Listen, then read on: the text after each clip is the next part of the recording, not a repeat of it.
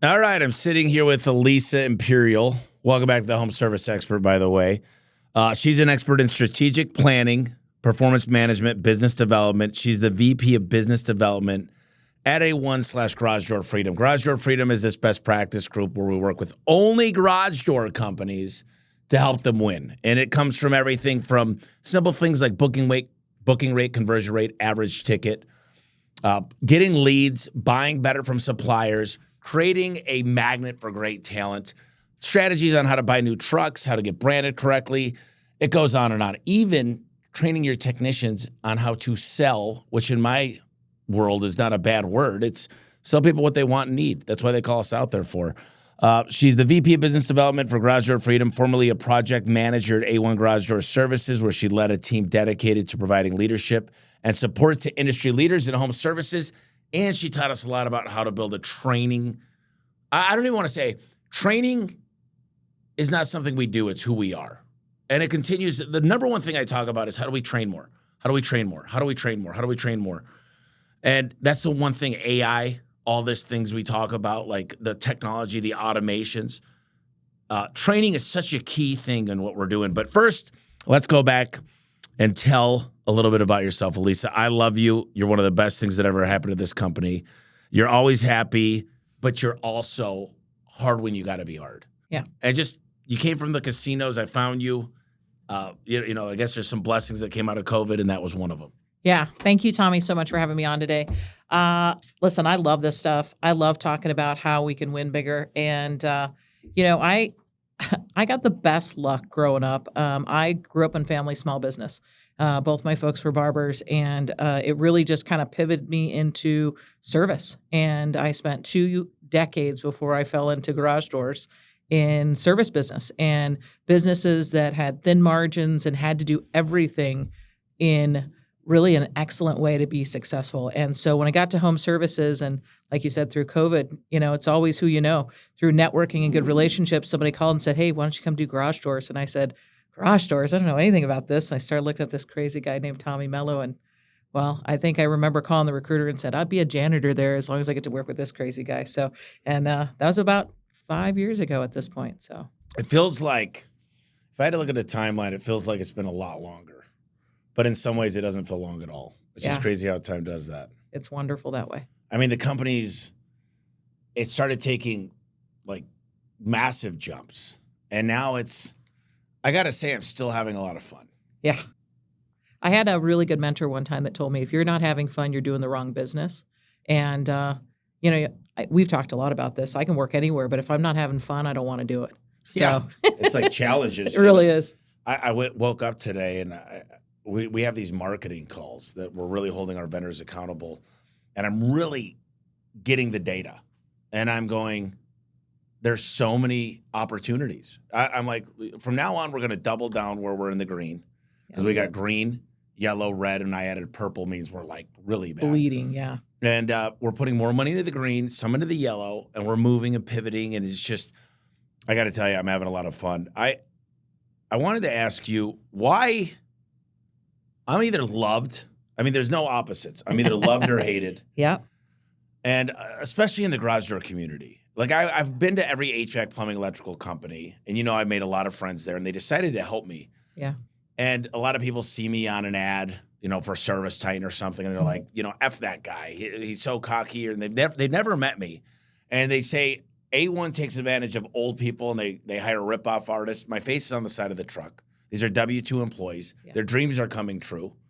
And, sometimes I get offended, like personally. I'm like, but when you start talking about the company and the people that work here, it's like 10 times worse for me. So I'm curious. You've met a lot of garage door companies through this process. What are your thoughts? Because we're going to talk about vertical track, and I don't care if you like me. You owe it to come here. So what is that whole thing? And you've got to experience it firsthand. Listen, it is, and I've been to a lot of shows, and I get one of two people that come up to me. They either love you and understand you, or they absolutely hate you because they don't understand you. And I think it's rooted in a lack of understanding. And I think as I've gone on, what I realize is that they don't understand, and they are intimidated by what they don't understand. And so they sometimes see your conviction, you believe in everything you do. And I think this belief sometimes gets translated into what they believe in the simplest terms is ego. And it's really, truly not. And I always encourage people, I said, if you've ever had a conversation with Tommy, you won't believe the same way. Like, really come talk to him, because you're probably one of the most approachable people I've ever worked with on a team in my life. And I've had people where I tell my story, and I tell the story of the people we help and the techs and the companies we help. Listen, we don't even talk about all the companies we help. Oftentimes we're doing it kind of in silence back here. We're just, I can't even tell you how many times you said, hey, you've sent me a text message and say, hey, go help this guy. He doesn't even have to be part of our group. Just go help this guy. He could be in our market, and you say, go help this guy. And those are the stories that people don't see. And you don't toot your own horn this way, but your conviction sometimes, I think, gets misunderstood. And I think they see it as ego, or you think you're a know-it-all. And I think that comes from, you got to believe in yourself, or if you don't, then who does? And I think most people don't understand that about you. So it's a misunderstanding. And I get that. I work out now, and I'm loud, I'm obnoxious. And some people take that and they're like, this guy thinks he's a know-it-all. He's on these Facebook ads. He's got a podcast. But what I find is, these people should want more. Like, I've always studied, when I went and studied HVAC, like, who's got the private jets? Because, by the way, the same time they're coming in when they want to come in, they're admired by their team. They're smiling all the time. They're not under this it's a prison when your business owns you. And I don't know what it is about people, but they're like, I would never want to learn about that. When we open our doors for shop tours, we've got vertical track coming up. We've got this garage door freedom. We're going to dive into that in a little bit. But what do you think is the largest blind spot for home service owners, specifically garage door companies today? I think it's two things. I think it is they don't know what they don't know because they don't believe.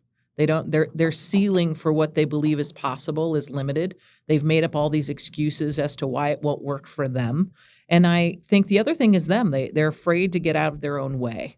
And I think when people decide to let go of a little bit of control and let other people help lead the charge for growth, then they really do start to see change, like real change. Like, I meet owners that have been doing this for maybe 30 years, and sometimes it's hard to look at yourself and say, maybe I didn't do it right for 30 years. And so that's, I think, the biggest obstacle sometimes for them is, they got to step out of their own way and believe that there's more for them and for their teams. I agree. My mom specifically and my dad, they don't understand why I still trust people. They've got this, they remember how many times I got burned, lied to, stolen from, quit with no notice, had to get back in the truck to run a call. We've got screwed by vendors. We've got double charged and didn't find it. We've been overcharged. There's so many things, and they don't understand why I trust. And I think if there's this, you got to learn to delegate and trust again, but have systems. So I think a lot of people have been burned, man. If you've been in this industry for 10, 15 years, you're like, I can't find good employees. I can't trust anybody. If I hire them, they're going to take my whole crew. And instead of saying, man, what if I had this person on my team? What could we do together? Yeah. It's incredible. I think it's a little bit of a leap of faith. And like you said, someone told me this analogy where, when you're young, you learn how to ride a bike. And sometimes you fall in the rose bushes and you just got to get back up. Even though it hurt, you still got to get it back up and ride the bike. And it's such a great analogy because as kids, we're relentless because we've already decided in our mind, we're getting to the end of the block. And I think as adults, sometimes we guard ourselves to have those bumps and bruises and fall in the rose bush. And I think this is just one of those moments that you got to be brave and be willing to get back on the bike. Yeah, I mean, look, I've been burned, but I got to think 99% of the time it's been great. Yeah. And that 1%, I don't dwell on that. I can't dwell there because I can't move forward. Yeah. If I had to think about that every time I close my eyes of I'm going to get screwed, I'm going to get taken advantage of, somebody's going to get me, it's just a horrible way to go through life. It's not a way that allows you to be free, right? Like we talk a lot about freedom. I think we were basis and grown off the idea of giving companies this level of freedom, right? To trust and have faith and walk into where they can have moments with their families. And really freedom comes from having good systems, good process, good people, training, all these wonderful things that we talk a lot about. And sometimes people don't even know how to take that first step to allow themselves to be free. And I think letting go of the fear is probably one of the biggest things people do. They need to let go of that fear and just have that moment of trust. It's going to be okay. It's going to be okay. And that leads me, in your opinion, this is one of them, but what holds people back? I got to tell you, I think we just talked about it. I really think it's that moment of sharing in the responsibility of leading your company. Most times, you watch, and again, I always bring up my family because I watched my family grind, but they didn't trust, right? They didn't trust to let somebody else lead. And the second, and you and I have talked about this, and we've seen it in A1, and the second you let other giants step in and help carry the load, right? You get your integrators in place and you get people to do, but that takes a lot of trust, right? That takes a great deal of trust. And sometimes people don't even know how to make that first step or how to find that person. We were in a webinar this last week in Garage Door Freedom. We were talking about how do you find your integrator and how do you trust them? How do you trust them to walk in your light? So it's a big deal. There's this book by, I think it's Stephen Covey. It's called The Speed of Trust. And this idea being, I remember Bill and my mom going, are you ready for us to retire? And I just remember saying, not yet, because I need you guys, the eyes and ears. And Bree's been the eyes and ears. You've been the eyes and ears. And now they're happily retired. I mean, Bill would I think Bill would love to still. He wants to keep busy. But, I was fortunate enough to find trust in 2010 when I got Mom and Bill to come out. And I'll tell you, they cared and they were trustworthy. They didn't have any garage door skills, but I knew they'd show up. I knew they would be honest with payroll. I knew. So that I think that's a big, big subject is how do you learn to trust people? And we could talk about this. This could be its own podcast. True. But when you meet a company, and there's we're working with almost 100 companies in the garage door space, when can you tell that they're ready? Because I've worked with a lot that just aren't. I mean, some people are, if you think about it, at 10 being the best, some people are at a 2. They're not ready to go to 3. But when they get to 3, they never look back and say, man, I missed 2. Absolutely. I would tell you some of the biggest green flags for me when I'm working with somebody is when they start asking a lot of questions and they question everything. And they are hungry to know more than they did yesterday. This is when the light and the spark starts, where you start to see them turn on. I love getting on a call with an owner and with someone who's building a team, and they've got more questions for me than we can get through in 45 minutes. That, to me, shows a level of hunger and their willingness to open themselves up to the things they don't know and to put them in the uncomfortable space of knowing that it's going to be uncomfortable. So asking questions and being hungry, I think, are those 2 big, really green flags because they got to want it better than anybody else. I can want it for a company to see them, and I can see all their success, sometimes more than they can. And once they believe, that's when I see them start to turn on the gas. I really do. And it's been a lot of fun. And I've only been over there for a short period of time since February. But man, I've seen some guys turn on the gas, and it's really been a blessing to watch. I've seen a lot of companies just kind of like it starts to click. They understand that they're like conversion rate. And some of people, they're just not on a CRM yet. They really don't know the data. And I think when you could get them on a simple system to know their data, if they want to, if they see that and they go, well, we're doing the best we can. And that's the kind of people that you don't want to work with that are like, it's always served me well. I'm making enough money. And I'm like, are you dreaming bigger? Do you want more? Do you want more freedom? Hence garage door freedom. You started out as a corporate trainer at A1. What approach did you use to making training stick beyond just the classroom? It's probably one of the first conversations we had about making it fun, make it gamified. Listen, we started out this conversation talking about I'm still having fun with it. And your teams want to have fun with it. And a big portion of training is creating this lifestyle within your company, this culture of fun. And fun is really learning. Like, if you ever look at a small child, and I have small children, and I can tell you, they're laughing and giggling and having a good time, but they always remember that memory and that experience. And, when we worked here in the academy, the experiences came in practice.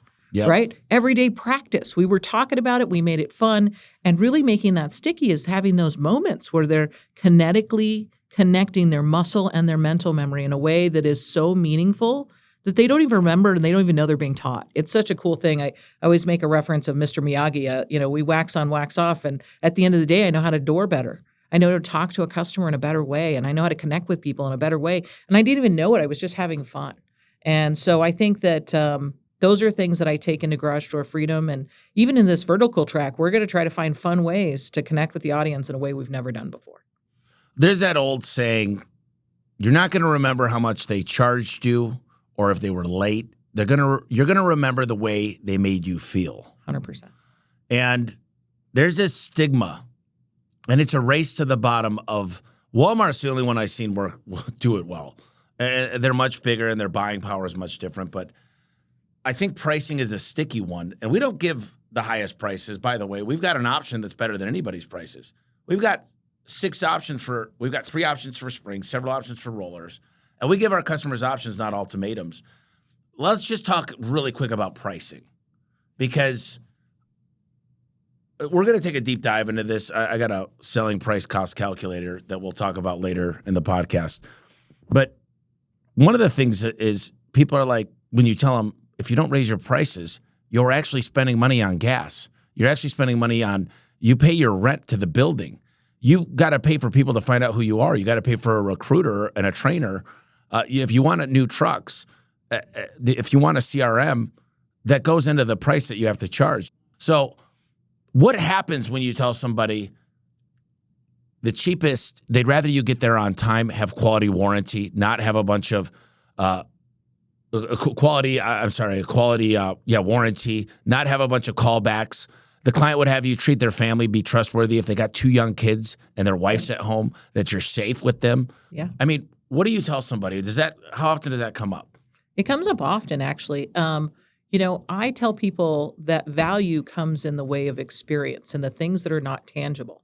Again, people are brand loyal to brands that they trust, right? We've talked a lot about trust. We said, clearly we could have a whole podcast on that, but people buy with people they trust. And in order for you to build trust, you create value. You create this intrinsic value that can no longer be like even just monetized. I mean, when you look at all brands and like iPhones is a good example, when you try to take somebody, and you're an Android user, so you couldn't fight me for my iPhone, and I couldn't fight you over your Android because you're loyal, because you trust it.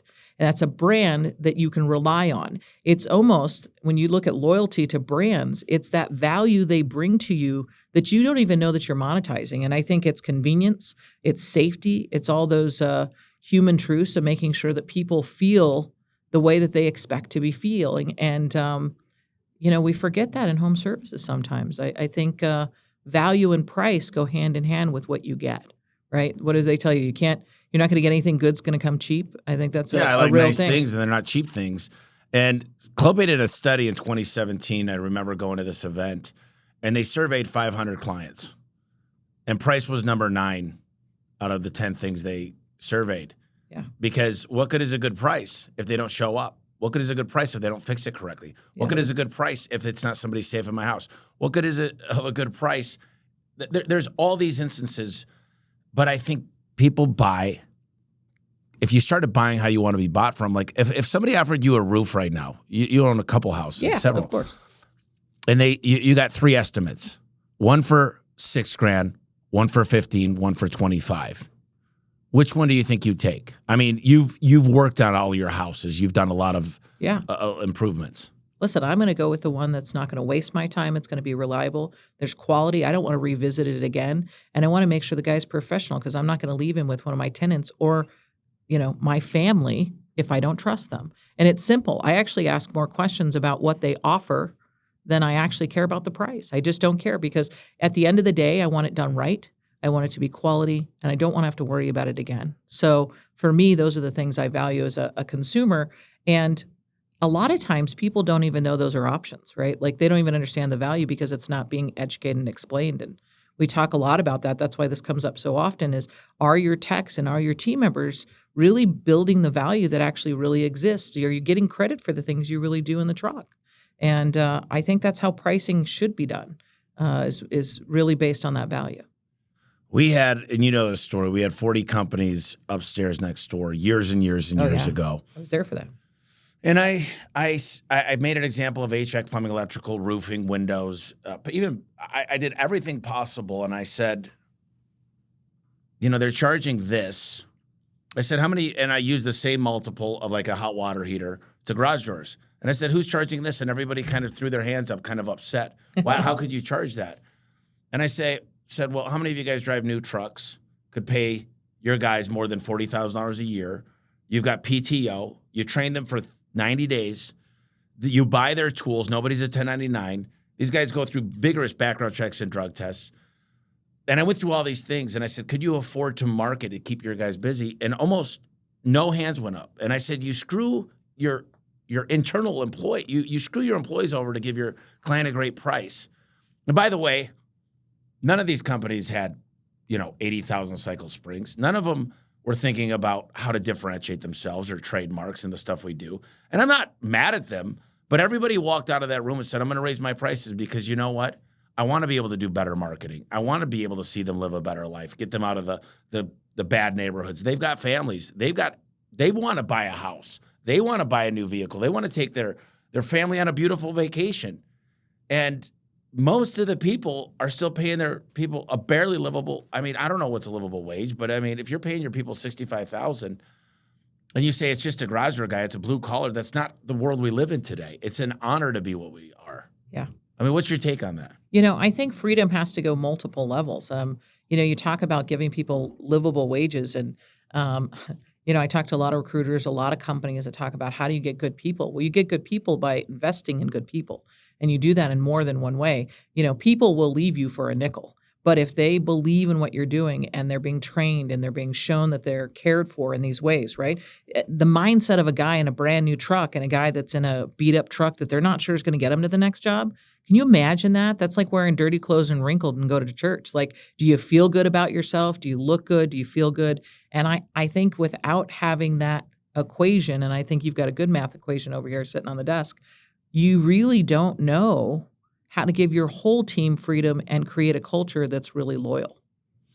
And when we partnered with Don's Garage Doors out of Denver, the number one question we got from every single one of the technicians and installers, do we get a new truck? That was crazy to me. Yeah. That we didn't know that was that important. Do we get something reliable, new, that we could show up to our clients? Not to mention, you show up to a client's house and you've got a new truck. I remember somebody saying, I've seen your trucks. I know you're not the cheapest. Yeah. And by the way, that's a great filter for us. Driving new trucks, having trimmed beards, having a uniform is like we know we get what we pay for. That's what I've learned. Yeah. Literally, we go to the steakhouse, we'll spend $500, $800. We go to McDonald's and spend $60 to feed the same amount of people. Yeah. But why is the steakhouses that we know about, why do they have waiting lines? Why is it hard to even get on? There's a manager that stops by at every single table. They call you the next day. It's an experience. Yeah. And I think a lot of people are like, we're just garage door guys. Well, no, when you send a text message on the way of the technician, you knock their door and you're smiling. You respect everything in their house. So you walk around and you give them options. And you create an experience. It's more than that than just fixing it. How many calls do you think we've gotten at A1? Because we've got 1.6 million clients. Ugh. How many people have called us and said, we don't care what it costs, just come out here and fix it right? Lots. More than I could more ever than we count. can. Yeah, more than we can count. It's crazy to me. I get back to this thing of if you don't like me, you don't have to talk to me. You can avoid me. But when you start thinking maybe there's somebody there, maybe there's a better way, maybe there's something we should go to this and have an open mind instead of trying to debate on why. Because, look, we're winning. And there's a lot of other companies that are winning alongside of us. Absolutely. That actually are building an empire and wealth. Yeah. And paying their people well. Taking great care of their people. With great insurance. Good teams, good-looking trucks, brands they can rely on, really front runners in our business. And you know what, Tommy? They're changing. They're changing the garage door business with us. I remember when we did that first vertical track, and I know we're going to get to a little bit of that conversation, but I remember you just pretty much just said, I'm opening the door, let's go. Who wants to go? And there was a large group of guys that came with us in the beginning. There's a handful that said, can't be done. And then there was another probably 36 guys that said, I can see it now. I get it now. And that was pivotal. I actually talked to one of those members right now, and he said, I didn't even know there was a path. I didn't even know there was more of a path. I now have an unwritten path that I can go as far as I want to because now I know it's possible. And again, it goes back to that moment of belief. I think sometimes, your conviction. You believe more than some people or even believe for themselves. And it baffles me sometimes because sometimes it takes me to get people to do the same in themselves. For They them got to to believe really in themselves. value yourself, man. We're going to talk a lot about it at Vertical Trek. You got to build yourself, man. Believe in yourself and this idea. I'll tell you, their dream has to change. Their dream has to change, and they got to reverse engineer it. But they need to understand these terms we're talking about, like cancellation rate. Does anybody pay attention to that? It's like, how do I win the game if I don't know the score? I don't even know how to play. I don't even know what inning or quarter or half we're in. And people told me, they're like, "Is this possible?" I said, "Here's the difference. These guys have been doing this in the 80s in HVAC. They've been meeting up, doing shop tours. They've been talking to each other. They realize if I help you, that doesn't mean I lose." Correct. It raises the bar for the whole industry. Yeah. So many people I've talked to are like, how are they still charging $400 or $500 or $600 or $800 for a door when they charge $10,000 for a front door? Yeah. And that just means there's a lot of people that don't believe that we're worth it. It's a big door. It's dangerous. You got torsion springs. You could get very hurt. We know that. Yeah. And HVAC decided a long time ago, they were the godfathers, I believe. It's the market cap is about $200 billion. Ours is about $15 billion. Yep. And they said, we're going to all win together, and we're going to open up our doors. And when we did that, some people were like, what's the angle here? And I'm like, well, you can still charge less than me, but you don't have to charge a third. Just give different options. Yep. But are you allowed to be profitable and have a nice building? Are you allowed to hire the people you need, like a CFO? Well, I can't afford that. I can't afford a general manager. I can't afford an assistant. I could go, this is the stuff I think people want to talk about, though, and some people are going to disagree. Some people are so stubborn. I'm still the most curious guy in the world. I still ask questions everywhere I go. If I'm at a restaurant, I want to talk to the GM. Like, I don't think I have it figured out. And when I do, I want to die. So many people are going like this, watching this. Hopefully this gets out there, and they're going to go, yeah, but, and they're just living this world of negativity. This guard up, this can't be that good. And I don't want to rip off customers, and I don't need hustlers going out to houses. And they'll come up with every reason why. If they learned one thing, just how to book more phone calls. If they learned one thing, why branding's important. If they learned one thing, how to be a better recruiter, or just one thing, it might change everything for them. Yeah. But they won't even open up their hearts or minds to it. Yeah, it's hard to watch. I got to tell you, I've got a couple of people that we work with, and it's like, we've had to have some pretty heart-to-hearts. Like, we believe, I can see it for you, and we have to talk the picture because maybe they're the technicians still in their brain. We got a lot of shops. They start as technicians, and they got to be true leaders of their groups, and that's hard. That's some scary stuff, Tommy. We partnered with a company, and we went to their meetings, and the meetings were all about product updates and all this other stuff. And I'm like, what's really in that for the technicians? Like, do they want to know about their warranty call, the recalls? Do they want to know? Is sales important to them? Because I'll tell you what, when I sold women's shoes, sales were important at Dillard's. Yeah. When I served tables, and you've done a lot of this stuff, yeah, we talked about what's the special today.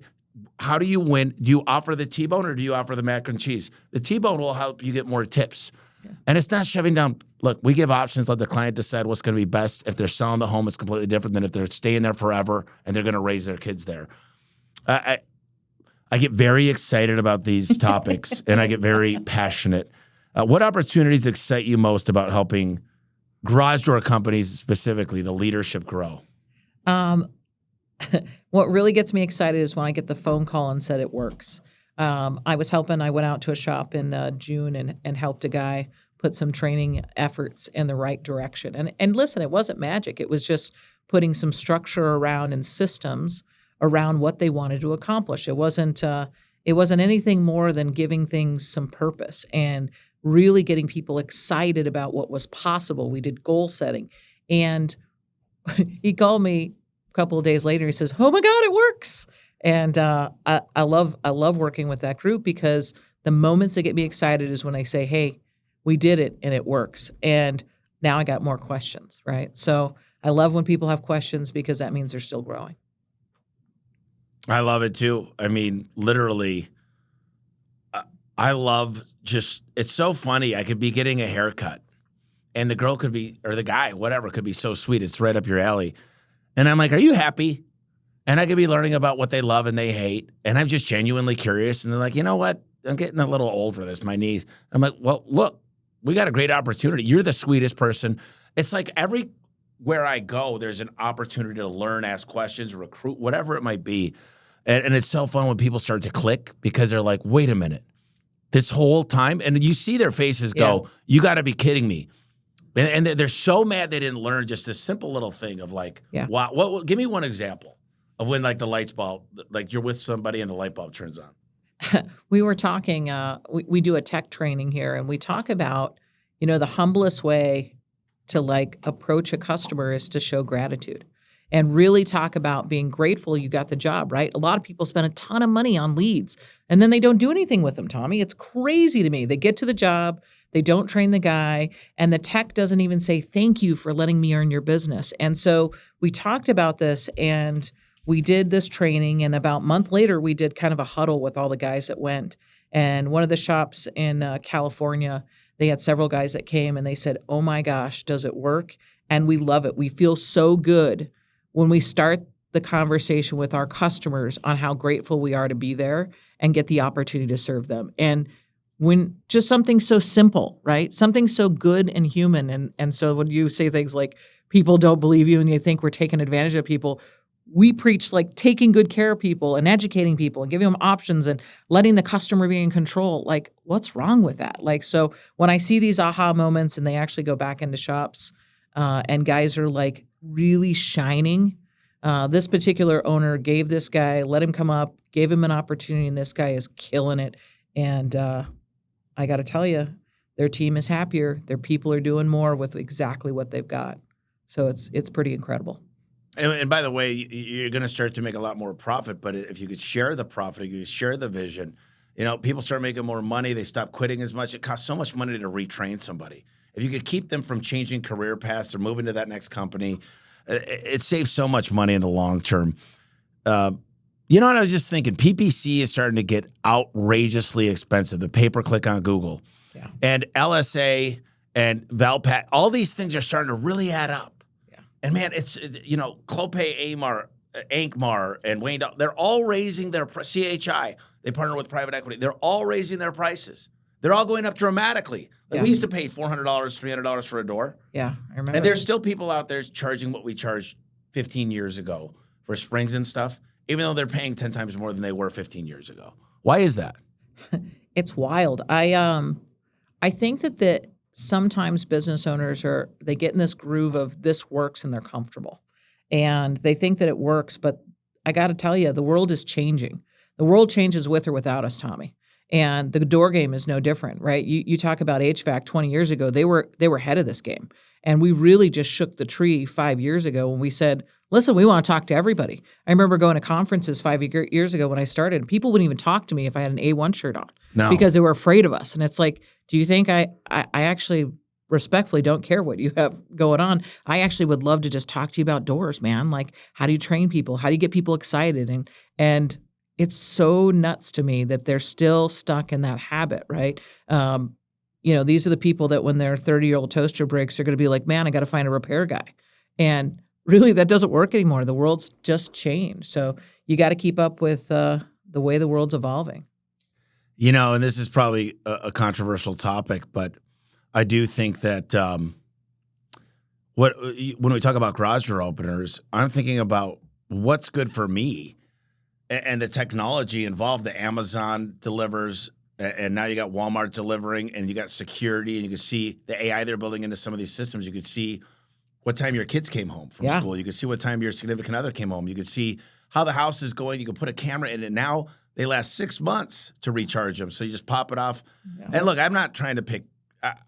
We know Chamberlain owns 60-something% of the market. Genie does a great job. There's a lot of good companies out there, but I'm going with the one that's going to be the winner. And the thing I look at is I'm looking down the road at the future. And I'm going, really, who's going to win this game? Who's going to be the most convenient for the homeowner? That's what Google figured out, how to be the most convenient for the people searching and monetize the businesses. And so many people are like, man, I hate their safety eye. And they don't like the parts because they think like a technician. Yeah. They don't think like the customer, our clients that are trying to win. They're like, nobody would buy a garage door service agreement. We've got over 50,000 people that pay us a monthly fee to have us come out each year, that get a discount, that understand. And people like, you're ripping them off to charge them just because you wouldn't buy it. You know, some people wouldn't buy a $300 pair of shoes. Some people wouldn't buy a $50,000 Rolex. Some people would not buy an Audi. Yeah. But there are a lot of clients that do. Yeah. Some people wouldn't buy a 5,000 square foot house. But just because you wouldn't doesn't mean that client, they're wrong for it. Yeah.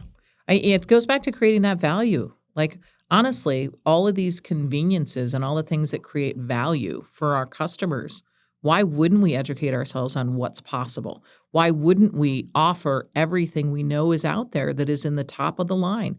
And I think that we really, you know, when people say, oh, you guys offer the biggest and the expensive and all these things, you forget who's to say that I'm not picking what the customer wants. It's not my part to pick for them, right? Like, again, I would be, this is like going to the mechanic and saying, I'm only going to give you these 10,000 cycle tires and not even offer you a better option. I see that you go off-roading all the time. It looks like you've got all your park stickers on the back. I saw the stickers there. This is a four-wheel vehicle. I'm going to just give you 10,000 cycle street tires, Tommy. Does that does that make a lot of sense to you? 10,000 miles for yeah, these does tires. This make sense? We have 40,000. We have 40,000. Yeah. And we have them. So if you're paying $1,000 for 4 tires, and we're going to give you 40,000, so you got the 10,000. Yep. And you could pay 2,000 to get 4 times the life. Yeah. Clients will say yes to that. We learned a lot from Joe Crisara and what should we do? He wrote the book. What's one of the toughest leadership challenges that you've faced, and how did you overcome it? You know, Tommy, there comes times in life where teams grow, and sometimes you got to remember you got to grow faster than your team and be self-aware. And so I had a moment in my career where I had lost a little trust and faith. And, you know, we've talked a lot about trust and faith, and I wanted to redirect that in the wrong direction. And I had to stop and remember I'm the only one who can control my destiny. And so I had to stop and pause and take a moment and reassess what makes me happy. You know, I think I've told you more than one time I can work anywhere and I'll have fun at it, and I know I can help people. So I had to stop and say, is this still fun? Do I still have benefit? Is there opportunity for me to still make a difference and create value? And so for me in that moment, I had to stop and look at myself. And I think a lot of people forget when they have a problem to look at themselves first. So it's a hard thing. It goes with a different level of emotional intelligence when you can look at yourself first before you blame everybody else. The EQ. You know, man. I've really realized the more I love myself, the more I treat myself, the more I kind of hold myself with a high regard. I can't love people if I don't feel good about myself. And it might be I need a set of braces. It might be that I just need to start eating a little better. I don't know. You know, everybody's got their reasons. But when the mask comes down, put it on yourself first before you help out your loved ones. Yeah. And that's a big thing, is self-love. And it doesn't mean you're in love with yourself. Yeah. It just means, listen, I want to treat myself well. And you just said I do this for me, and I know you do it for you and your family. Yeah. But you got to help yourself first. Correct. And a lot of people, they put themselves last, and they're not helping anybody by putting yourself last. And if you put yourself last in the business, it's very, very tough to succeed for everybody else. Yeah, you can burn out really quickly when you give too much and you forget to feed yourself.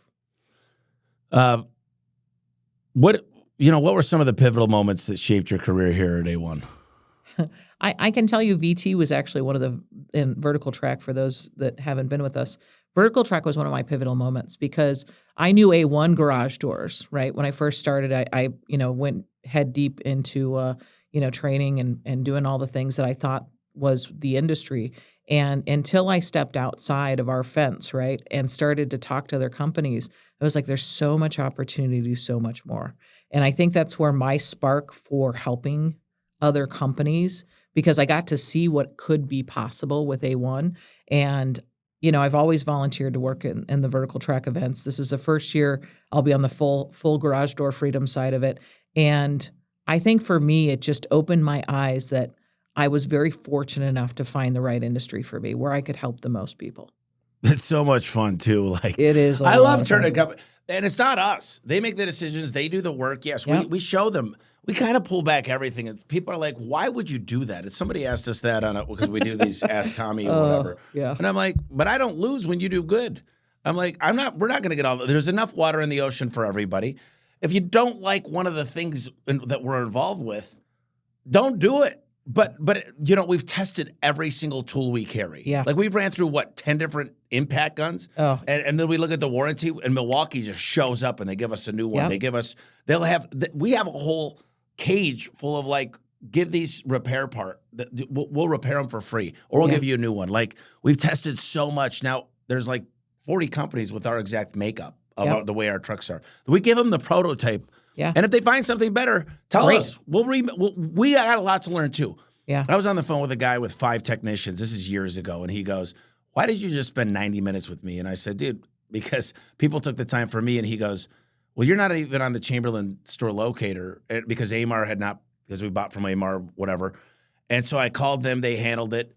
And he decided to give me that one nugget. It turned out to be 40 leads a day because we were in several markets. Yeah. And he taught me a lot in that last 3 minutes and just said, hey, dude, check this out.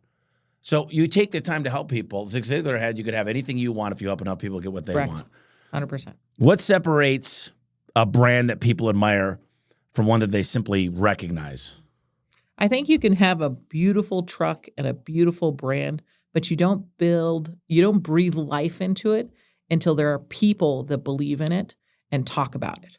I think one of the things we're going to talk about a lot at Vertical Track is like really bringing your brand to life in a way that people talk about, right? Like before there was social media, people just referred other people to services. And so bringing a brand to life in a way that makes people want to talk about you and give you reviews and talk about all the positive things and their experience. We see a lot of our reviews. They'll be happy to tell you they spent a lot of money and they were so excited. They know their technician's name. They know exactly what they did. They were super excited. They spent time with them.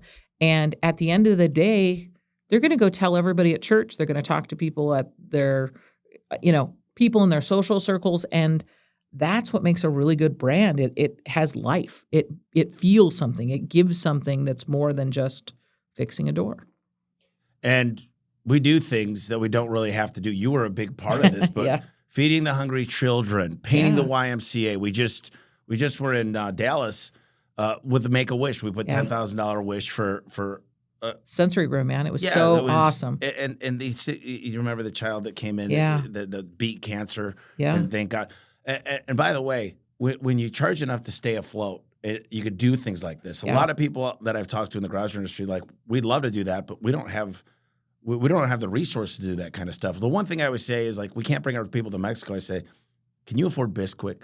Can you make pancakes for your people? Yeah. Can you get them all in a room and tell them how much you appreciate them? Yeah. I mean, I got the apron. I was serving orange juice now because people could cook better than me. But it's just those little things. I always talk about, see those grills? We got like 4 grills.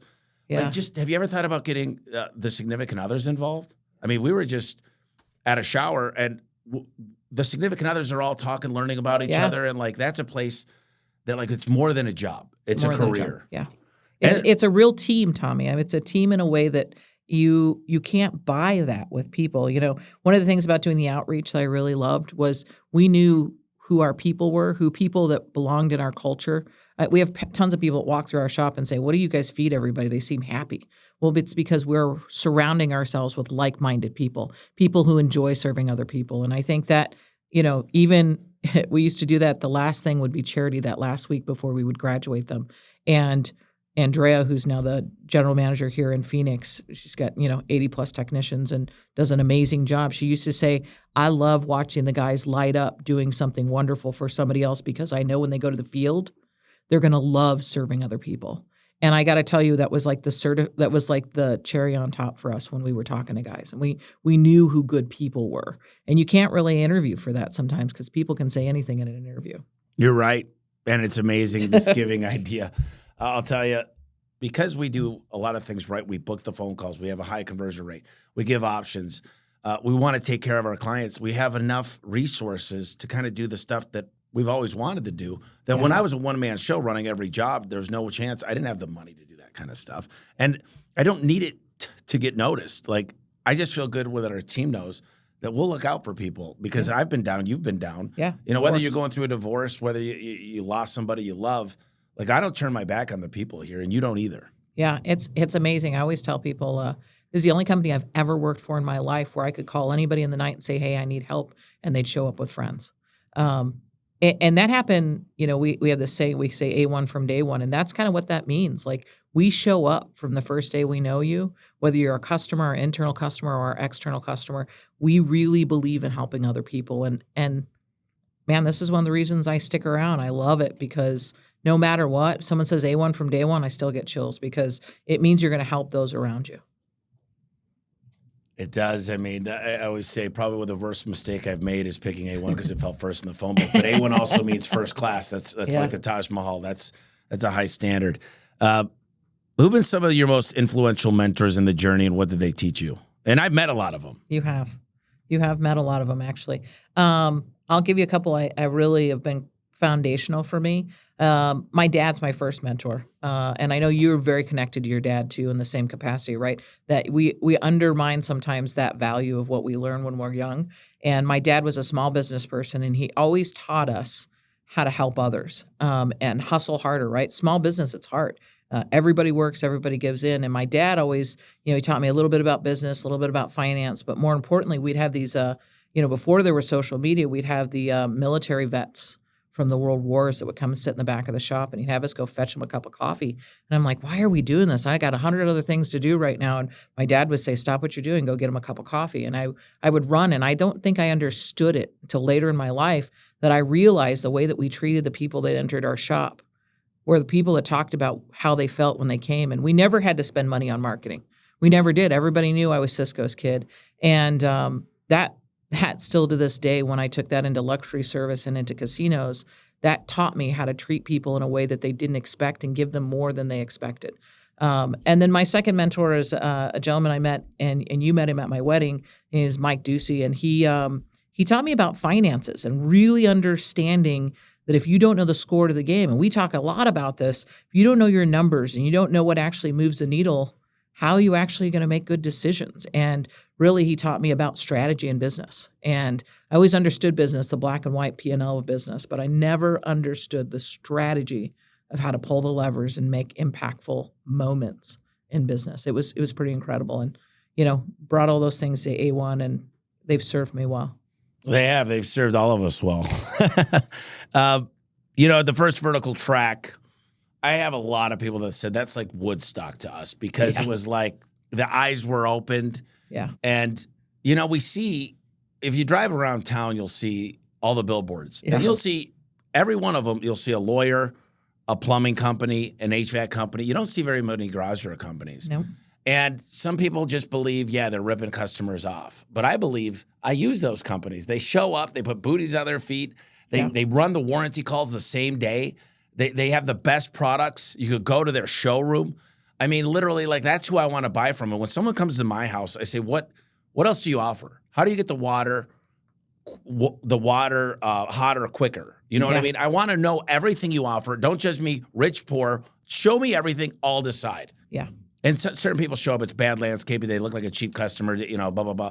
Like, let's let the customer decide what they want. And the disparity between, I could buy a T-shirt for $3. I could also buy a T-shirt for $300. Correct. And maybe $100, I don't know. I don't go heavy duty with my T-shirt shopping. But people are going to criticize, they're going to be like, oh my God, where are you finding $300?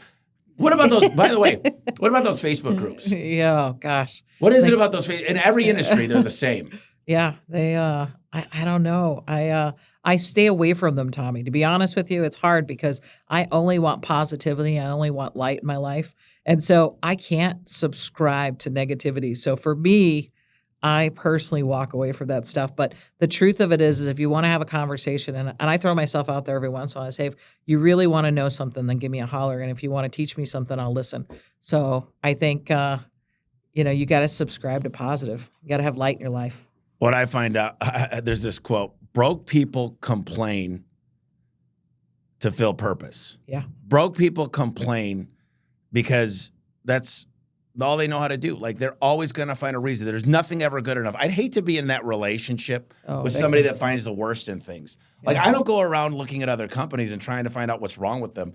I look at companies and try to find what's going right, and then I go out and I ask them questions. Yep. I don't go criticizing other people, other companies, politics, whatever. That doesn't bring me any satisfaction. Yeah, I know. And you know what? I want people to come to this because I want to show them what's possible. And it's not up to me. I'm a small part of Vertical Track. In fact, we got Chris Voss, the hostage negotiator. We got Brian Gottlieb, both these guys have consulted me. Both of them have been in the building. Both of them have hung out in our training center. And they're going to be epic. And the people we're bringing in from A1, like we're opening the doors. We're doing shop tours. We're going to show them everything, the tools, the trucks. We do this all the time, but a lot of people haven't heard of this. And it's like, how could you afford not to come? Because you're too busy. You're too busy making very little. You're losing people. You don't know where to find the leads. You don't know how to set up a CRM. Why should people be at Vertical Track? Listen, I think you can't afford not to be. And for those that have either been to Vertical Track or haven't been to Vertical Track, I can tell you that it's more than what you're going to spend on this ticket. I mean, your ROI on this is incredible. And I think those that are smart will open their mind, like we talked about early on in this, take the leap of faith, get out of their comfort zone, and get excited about what could be possible in their business. And if you really want to be in a group of guys and gals, for that instance, that are on the front end of this, not just A1, dozens of companies that have already signed up that know the value of this have said, I wouldn't miss it for anything because I know who's going to be in the room above and beyond just the speakers. The industry leaders in garage door will be at this event. So I don't know how you could not come. It's again, one of life's mysteries. What about that old saying, if it's too good to be true, it probably is? I mean, it sounds great, but what possibly, I don't need to know about charging crazy prices for those Red Springs, and who cares about your new trucks? I'm happy. And we've always been told there's no way that's possible. Like that's not true. I think there's so much more than springs to our business, Tommy. I think we're going to talk about leadership. We're going to talk about scaling. We're going to talk about knowing your numbers and creating, really elevating your margins to a place where you can be, in the control, right? Like a lot of guys want to be able to say, I'd like to have the ability to do these things, but I don't know how to get there. When they leave there, they're going to have real things in their hands to take back with them. And if not, they slept through all the sessions. Because honestly, there's going to be a whole playbook of information that gets handed over. And my Garage Door Freedom members, they're going to get the first front row access to this stuff. So I don't know how you can afford not to come. I just pray to God that some people that are just so anti our business, they're so anti Tommy, they find it in themselves. I will avoid you. I promise you. I got to fly out for one of the days. I'm going to be here for the majority of it, but I will try to avoid you. I do not want to try to sell you anything. But what about last thing I got it real quick is why are we doing this? We're doing this to elevate the whole business, the whole industry. We want everybody to go. We want everybody to have more. We want people to be successful. We don't want to hear the stories, and I hear a lot of stories about, man, my brand's just not doing it. I put a pretty new sticker on my truck, and my people are unhappy, and they're having these moments where they can't get out. And we just want us all to do more. The business is growing. The industry is growing. And I talk to other industry leaders, and I'm not talking just garage doors, just professionals in general in home services and home improvement. And these guys, they know, they can see it. And it'd be nice to take a lot of people with us. I knew about this group about 15 years ago. They got together. There was 8 of them. And they literally just tore down the walls and they said, we're going to help each other. And every one of those companies, not only thrived, they changed the game. I'm talking about just happy employees, happy communities, so much giving back, what generational wealth. Yeah. And there's these closed minds that say, I'm not going to share. I'm not going to show anything. And so let us share. And if you hate it, at the end of the day, I don't know how you would leave saying they just didn't give us anything. But if you hate it, listen, I'll give you your money back. If you walk out of this thing and say it's a bunch of bunk crap, I'm not there. Chris Voss, these guys, they're not cheap. To put on an event like this costs 6 figures. Yeah. And I just, we're not making money. In fact, I think we're losing money. We are losing money. Yeah. If everybody shows up, we're still losing money. But you know what? At the end of the day, we're helping the industry. And we're bringing, this is the only event where garage door people that are on the head and the front end of this track show up. And that's why we always call it a vertical track. We're at the top of the track. We're going forward. These are where the front runners in our business. These are the people, mark my words, the people that come to vertical track, the companies that come to vertical track are the ones that will set trends in our business. They will run aside. They'll run with the rest of the wolves and really be able to do things as a pack. Cody Johnson's probably, if you guys know Cody, he's a really humble guy. The Johnsons, Ryan, Vince. He'll be there. These guys went from 500,000 profit to 3.5 in 1 year. Yeah. And they just, and by the way, they did all the work. They're workaholics and they enjoy working. I just wanted to show people this just real quick. It's a selling price cost calculator. You're an owner operator and you're the only employee. You rent a small workshop. You work 40 hours per week. You have 4 weeks annual leave, 9 public holidays. You don't work overtime, and you either get the flu or something once a year and have 5 days off sick. So you got 40 hours times 52 is 2,080 hours. You got 40 times 48, so you got 1920 because you got that PTO and you take time off. You got 9 holidays, 9 public holidays, so 72 hours. And we all know as owners we work all these days, but 5 sick days, hours available to work come out to 1,808. So that comes out to about 46 weeks you could work. Yeah. Now, you arrive at the workshop and schedule day return calls. You pick up material and co-op. You call the first customer and travel to your job, and it goes through this whole spreadsheet.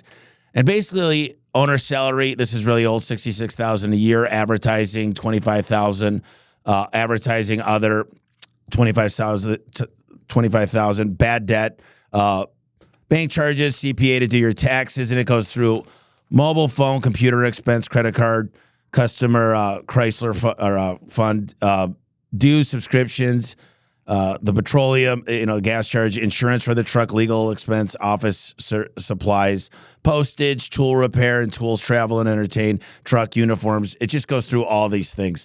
And it says, after the effort and stress of setting up your own business, let's say you felt entitled to 15% profit after tax. As you already are paying yourself $66,000, this will attract tax rate of 40 cents on the dollar. You're getting taxed about 35 to 40%. Yep. So it goes into the calculations after all this. You need to charge, not including supplies, based on your travel time, everything else. Just working for yourself, you need to charge. This is at a 66. This is really old. It has yellow book in here. You need to charge $256 per hour. Per hour, because you're not making money travel time and meetings and answering calls. Yep. You're only making money when you're in that garage. Correct. So that means, now look, pay per click, you might be paying $150 just for the phone call. Yeah. So if you get 2 or 3 of those clicks, now you're talking, these numbers start to get to $400 or $500, and that's with a 15% net. And then you hire an employee, they get sick, they get PTO, they go on workers' comp. Yep. So I don't think the numbers just, when you write it all down and you see the math, it starts to just, this light bulb turns on of like, man, I don't make all the profit. My wife works for free. My son's working for $15 an hour. My truck just broke down. Yeah. Gas prices are going up. Now to buy a set of tires have gone up. Like, you got in business for freedom. And you find yourself strapped to a phone 24/7. When you're on vacation, you're not really on vacation. Like, you do work nights, weekends, holidays. You answer phones. Guys are upset. You've got a customer recall, like a Chamberlain unit or Genie went out, or you got the wrong panel delivered with the Clopay or AMA or whoever you go to. Yeah. Business is tough. And we just made all these mistakes to kind of share them. So I want to give you the last word, but I just want to tell you, I love you. I appreciate you. You've been a miracle in this business. I'm fortunate. We are all fortunate here to have you. I mean, I think the best is yet to come. I think our dream is just getting started. I always say that this is the best we've ever been, but the worst we'll ever be. Tomorrow we're going to be better. And I feel like this is a new business. Like, I walked into work today going, this is brand new. Like, this feels new to me. I'm not sick of it. I don't feel like I'm stuck in the grind. There's great people here. And as we continue to expand, other people put a little bit more on their shoulders. Yeah. If we got 8 people lifting this heavy rock, we're sharing the weight. Somebody might lift a little bit more, but that's what's nice about what we're going to be talking about, a vertical track. So for those out there, they want to learn more about it. They want to figure out if they can make it. They want to know, who should they bring? Should they bring a manager? Should they bring their CSRs? Talk to us about next steps. I think get on verticaltrack.com. You can register. We'll have the full agenda set up there. You can get on garagedoorfreedom.com also, and you can ask all the questions you want. You can get directly connected to me, and we'll definitely make it worth your while. And I encourage everybody to dream more.